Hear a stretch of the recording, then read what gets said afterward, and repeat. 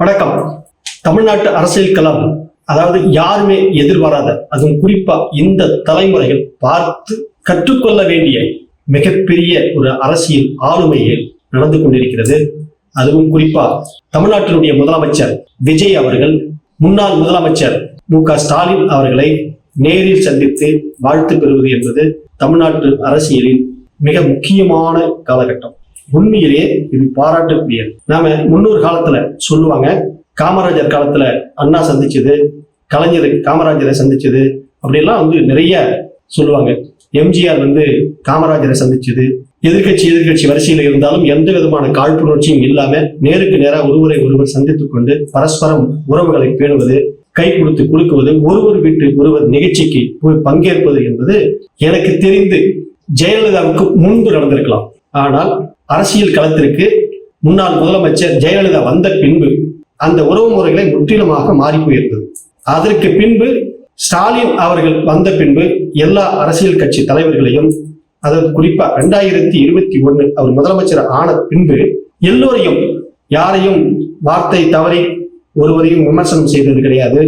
நல்ல மரியாதையாக எல்லோரையும் நடத்தினார். எதிர்கட்சி தலைவர்கள் கூட நல்ல மரியாதையாக நடத்தினார். அது குறிப்பாக ஆளுநர் அவர்களை, ஆர்.என். ரவி அவர்களை சட்டமன்றத்திற்கு உள்ள அவர் அறிக்கை வாசிக்காமல் அவர் கொள்கைகளை அவர் உறுதியாக நின்று வந்த உடனே தேசிய கீதம் பாட வேண்டும், வந்தே மாதரம் பாட வேண்டும் என்று அவர் அடம் பிடிப்பார். அந்த காலகட்டத்தில் துணிச்சலாக எதிர்த்து நின்று அது பாட முடியாது, அது மரபு அல்ல, அது சட்டமன்றத்துக்கு விரோதமானது அப்படின்னு சொல்லி எதிர்த்தாலும் ஆளுநரை எதிர்த்து அரசியல் செய்து கொண்டே இருந்த மு.க.ஸ்டாலின் அவர்கள், ஆனால் ஆளுநர் அழைக்கின்ற அந்த விருந்துக்கு, ஆளுநர் கூட நட்பு உறவுக்கு தனிப்பட்ட முறையில அவருடைய பழக்க வழக்கங்கள் என்பது அரசியல் நாகரிகத்திற்கு ஒரு உச்சம் என்றே சொல்லலாம். அவ்வளவு அழகாக அரசியல் நாகரிகத்தை வளர்த்து கொண்டிருந்தவர் ஸ்டாலின் அவர்கள். இன்று அவரு தோல்வி அடைந்து இருக்கிறார். இந்த சூழ்நிலையில தமிழ்நாட்டினுடைய முதலமைச்சராக ஜோசப் விஜய் அவர்கள் வந்த பின்பு முதல் முறையாக இந்த தலைமுறை கற்றுக்கொள்ள வேண்டிய ஒரு வழிகாட்டுதலை முதலமைச்சர் செய்து கொண்டிருக்கிறார். உண்மையிலேயே அவரை நாம் மனதார பாராட்டணும். அதுவும் குறிப்பா நேற்று முதலமைச்சர் பதவி ஏற்றுக்கொண்ட பின்னர் முதலாக அவர் நேரடியா பெரியார் திடலுக்கு சென்று மூத்த சிந்தனையாளர், ஆசிரியர், அப்படி என்று தமிழக மக்களால் போற்றக்கூடிய மிகப்பெரிய சிந்தனையாளர் ஐயா ஆசிரியர் வீரமணி அவர்களை நேரில் சந்தித்து வாழ்த்து பெற்றது. அதற்கு அடுத்தது இன்று தமிழ்நாட்டு அரசியலில் மிக முக்கியமான ஒரு ஆளுமை அப்படின்னு சொல்லக்கூடிய முன்னாள் முதலமைச்சர் மு.க.ஸ்டாலின் அவர்களை இப்போது போய் சந்தித்து வாழ்த்து பெற்றிருக்கிறார். அவரோடு அதுக்கு அடுத்தது பாத்தீங்கன்னா இன்னும் ஒரு பெரிய விஷயம், தற்போது எதிர்கட்சி தலைவர் முன்னாள் துணை முதலமைச்சர் என்று சொல்லக்கூடிய உதயநிதி ஸ்டாலின் அவர்கள் முதலமைச்சர் ஜோசப் விஜயை வாசலுக்கு வெளியேறி நின்று அழைத்து, கட்டி தழுவி அழைத்து உள்ளே அழைத்து கொண்டு போகிறார். அங்க உள்ள போன உடனே வாசல் படி வரை வந்த முதலமைச்சரை முன்னாள் முதலமைச்சர் மு.க.ஸ்டாலின் அவர்கள் ஆற தழுவி கட்டி கொண்டு அப்படியே அந்த கையை இறுக்கமாக பிடித்து கொண்டு உள்ளே அழைத்து கொண்டு செல்கிறார். அப்போது முதல் முறையாக மு.க.ஸ்டாலினுக்கு முதலமைச்சர் விஜய் அவர்கள் சால்வை அணிவிக்கிறார், பூங்கொத்து கொடுக்கிறார். அதற்கு அடுத்தது மு.க.ஸ்டாலின் அவர்கள் முதலமைச்சருக்கு சால்வி அணிவித்து கையை பிடித்து கொண்டு போயிட்டு ஒரு இருக்கையில உட்கார வைத்து விட்டு, அதற்கு அடுத்தது அவர் வழக்கமாக அமரக்கூடிய அந்த இருக்கையில உட்கார்ந்திருக்கிறார். அதற்கு பக்கத்திலேயே உதயநிதி ஸ்டாலின் அவர்கள் இன்னைக்கு அரசியல் களத்துல, அதாவது திமுகவினுடைய கட்சி தலைவராகவும் தமிழ்நாடு அரசியல் கட்சியில எதிர்கட்சி தலைவராகவும் உதயநிதி ஸ்டாலின் இன்னைக்கு தேர்வு செய்யப்பட்டிருக்கிறார். இந்த காலகட்டத்துல இரண்டு பேர் ஆளுமைகள் அப்படின்னு சொல்லக்கூடிய, அதாவது உதயநிதியா விஜயா அல்லது விஜயா உதயநிதியா, அந்த கட்டமைப்பு தான் இனிமே அரசியல்ல அடுத்த காலகட்டத்திற்கு நகர இருக்கிறது.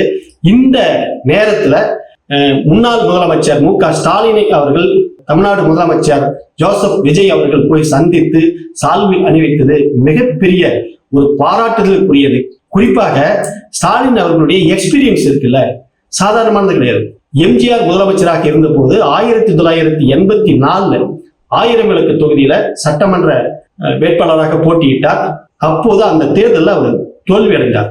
எவ்வளவு 1984 என்பது எவ்வளவு பெரியது. அதற்கு அடுத்தது அவர் சென்னை மாநகராட்சி மேயராக தேர்வு செய்யப்பட்டார்.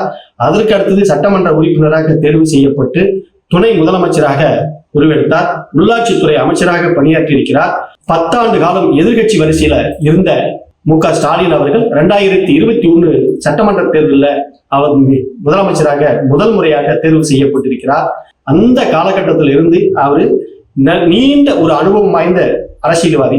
தமிழ்நாட்டிலேயே மிக அழகான ஒரு நீண்ட, அதாவது மிசா காலகட்டத்துல கைது செய்யப்பட்டு, மிசா காலகட்டத்துல கைது அப்படின்னு சொன்னீங்கன்னா, அதாவது திருமணமான ஓராண்டுக்குள்ள கைது செய்யப்பட்டு உள்ளே அடி வாங்கி, அதாவது ஒரு பக்கம் காது கேட்காம போன அளவுக்கு கூட அடி வாங்கி இருக்கிறதா சொல்லுவாங்க. வயிற்றுல வச்சு கால் வச்சு மெரிச்சு அவரை துன்புறுத்தி அவ்வளவு கொடுமையை அனுபவித்தவர் அந்த அரசியல் களத்துல. அப்பேற்பட்ட ஒரு நீண்ட அனுபவம் வாய்ந்த ஒரு அரசியலினுடைய தலைவர் அவரை இன்று தற்போது முதன்முறையாக, அதாவது அரசியல் கட்சி தொடங்கி ஒரு 828 நாட்களிலேயே ஆட்சியை பிடித்த ஒரு நபர். புதுசு, இன்னும் அவருக்கு தேவை எக்ஸ்பீரியன்ஸ் எல்லாம் தேவைப்படுது. இருந்தும் இன்று போய் அவர் தன்னுடைய வழிகாட்டுதலா நினைத்து ஆலோசனை சொல்லுங்க, வழிகாட்டுங்க, ஒரு நல்ல கவர்மெண்ட் இந்த மக்களுக்கு நல்லா கொடுக்கணும் அப்படின்ற நல்ல எண்ணத்தோட அந்த போய் முதலமைச்சர் ஜோசப் விஜய் அவர்கள் மு.க.ஸ்டாலினை சந்தித்திருப்பது தமிழ்நாட்டு மக்கள், அதுவும் குறிப்பா இளைஞர்கள் எல்லோரும் பின்பற்ற வேண்டிய, கற்றுக்கொள்ள வேண்டிய ஒரு முன் உதாரணம் என்றதா அதை நம்ம வரவேற்கிறோம். அதற்கு அடுத்தது இன்னைக்கு தமிழ்நாட்டுல காலையிலிருந்து பாத்தீங்கன்னா சட்டமன்ற உறுப்பினர்கள் பதவியேற்றுக் கொள்கின்ற நிகழ்ச்சி காலையிலிருந்து நடந்து கொண்டிருக்கிறது. ஏறத்தாழ அந்த நிகழ்ச்சியில எல்லோரும் ஆளுங்கட்சியை சேர்ந்த தாவேகாவுடைய உறுப்பினர்கள் எல்லோரும் பதவி ஏற்றுக் கொண்டிருக்கிறார்கள். அதற்கடுத்தது எதிர்கட்சி வரிசையில் இருந்த திமுகவை சேர்ந்த எல்லோரும் பதவி பிரமாணம் எடுத்துக் கொண்டிருக்கிறார்கள். ஆனால் அதிமுகவில் இதுவரை 17 பேர்கள் மட்டுமே, அதாவது குறிப்பா எடப்பாடி பழனிசாமி தலைமையில் இருக்கக்கூடிய அதிமுகவினர் 17 பேர் தான். இதுதான் இங்க மிகப்பெரிய ஒரு இன்றைய நடந்திருக்கக்கூடிய சம்பவங்கள். மீதி 30 பேர் சி.வி. சண்முகம், வேலுமணி தலைமையில தனி அணியாக பிரிந்திருக்கிறார்கள். அவர்கள் ஏறத்தாழ அதிமுக உடைந்து விட்டது அப்படின்ற சூழ்நிலையை உருவாக்கி கொண்டிருக்கிறது. 3ல் 1 பாகம் அப்படின்னு சொல்லுவாங்க. 47 உறுப்பினர்கள் இருக்காங்கன்னா அது 3ல் 1 பாகம்னா 31 உறுப்பினர்கள் தேவை. அதாவது 30 உறுப்பினர்கள் கணிசமா இன்னைக்கு தனி அணியாக நின்று அவர்கள் இன்னும் பதவி பிரமாணம் எடுத்துக்கொள்ளாமல் இருக்கிறார்கள். இது ஏறத்தாழ அதிமுகவிற்கு ஒரு முற்றுப்புள்ளி வந்து விட்டது என்றுதான் சொல்ல வேண்டும். கிட்டத்தட்ட பாத்தீங்கன்னா உடைந்து விட்டது, அதிமுக உடைந்து விட்டது. எடப்பாடி பழனிசாமியுடைய தலைமையில் இருந்து சி.வி. சண்முகம், வேலுமணி போன்ற இவர்களுடைய அணியாக இன்றைக்கு மாறி இருக்கிறது.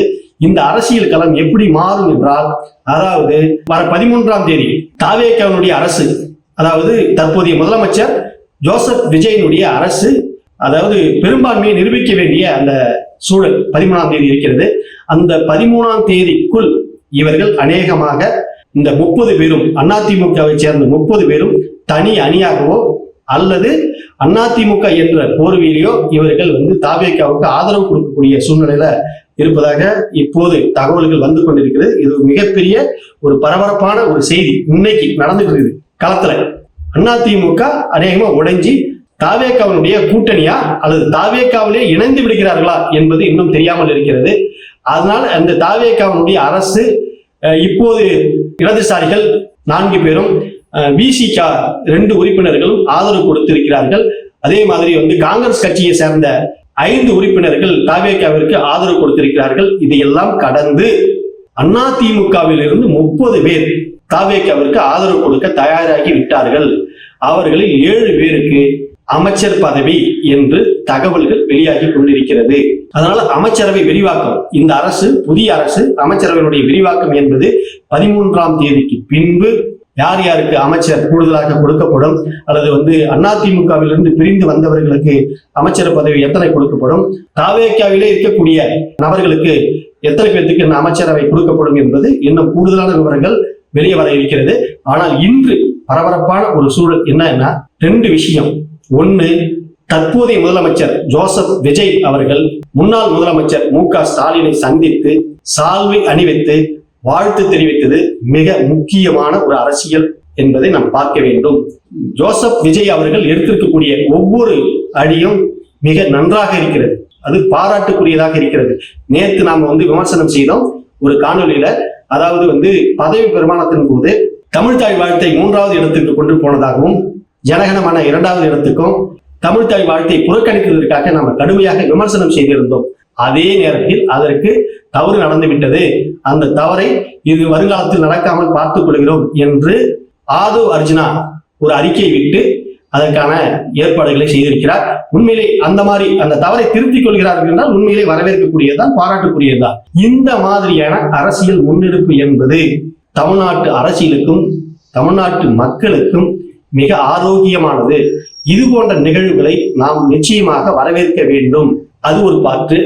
நடக்கக்கூடாத ஒரு சம்பவம் தமிழ்நாட்டு அரசியல் களத்துல 1972 தொடங்கப்பட்ட அதிமுக 1976 ஆட்சியை பிடித்தது.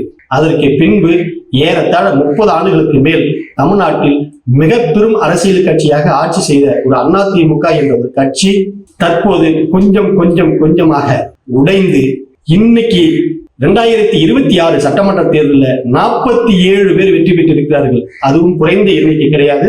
தமிழ்நாட்டு அரசியல்ல மிக ஆரோக்கியமான வெற்றி தான் அது. அது ஒன்றும் குறைந்த வெற்றி கிடையாது. இருந்தும் அந்த கட்சி பதவி இல்லாமல் இருக்க முடியாது. அந்த கட்சியில் இருக்கக்கூடிய உறுப்பினர்கள், சட்டமன்ற உறுப்பினர்கள், அந்த கட்சியில் இருக்கக்கூடிய இரண்டாவது நிலையில் இருக்கக்கூடிய தலைவர்கள் பதவி ஆசை பிடித்தவர்களாக இருக்கிறார்கள். அவர்கள் கட்சியை காப்பாற்றக்கூடிய நிலையில் இல்லை. அதனால் இன்று பதவி வெறி பிடித்து பதவி ஆசைக்காக இன்று அந்த கட்சியை உடைத்து இன்னொரு அணியில போய் ஐக்கியமாகிறார்கள். இது அரசியல் நாகரிகத்துக்கு அழகு அல்ல. எவ்வளவு பெரிய நீண்ட ஒரு வரலாறு உள்ள ஒரு கட்சி இன்னைக்கு நம்ம கண் எதிரே அந்த கட்சி இன்னைக்கு காணாமல் போகிறது, அழிய போகிறது என்று நினைத்து மிக வருத்தத்திற்குரியது. ஆனால் இது போன்ற நிகழ்வுகள் நடக்கக்கூடாது. இதையெல்லாம் தமிழ்நாட்டு அரசியலுக்கு ஆரோக்கியத்திற்கு ஆபத்தானது. இருக்கட்டுமே, தாவேகா ஒரு கட்சி புதிதாக தொடங்கி ஆட்சியை பிடித்திருக்கிறது, வரவேற்கக்கூடியது. திமுக என்ற நீண்ட பாரம்பரியம் உள்ள கட்சி எதிர்கட்சி வரிசையில் அமர்கிறது, வரவேற்கக்கூடியது. அதே மாதிரி எடப்பாடி பழனிசாமி அவர்களும் அதே சட்டமன்றத்தில் உட்கார்ந்து மக்களுக்கு பணியாற்றட்டும், தப்பு இல்லை. யார் நல்லா பணி செய்கிறார்களோ அவர்களுக்கு தமிழ்நாட்டு மக்கள் ஆதரவு கொடுக்க போகிறார்கள். இது ஒன்றும் பெரிய விஷயமே அல்ல. ஆனால் கட்சி உடையறது, கட்சியில் இருந்து இன்னொரு கட்சிக்கு தாவுவது என்பது அது ஆரோக்கியமான அரசியல் அல்ல. எனவே தமிழ்நாட்டில் இன்று சட்டமன்ற உறுப்பினர்கள் பதவி பிரமாணம் எடுத்துக்கொண்டது ஒன்று.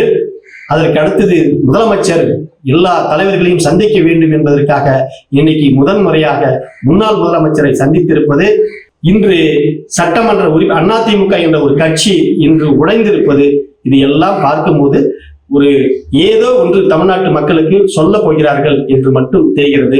நன்றி.